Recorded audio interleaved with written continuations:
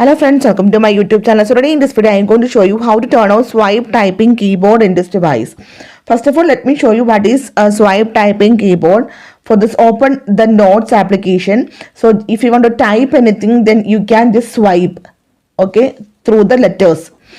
So if you want to type friends, just swipe through the letters. Let me show you.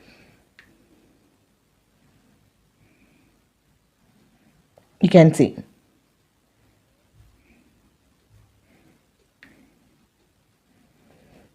R, okay, yes, I am fine, you can see. So this is the swipe typing keyboard. So let me show you how to turn off this one. Okay, for this, go to settings. Then here you can see the option general. Tap on this one. Scroll down. Tap on the option keyboard. Okay, so here you can see the option slide to type. Just disable this one. Now again you try to open that notes application.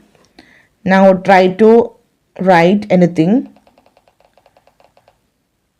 You can see that swipe option is not there. If you want to write, now we need to write like this one. So simply in this way you can turn off swipe typing keyboard in this device. So hope you guys enjoy this video. Thank you for watching. Thank you.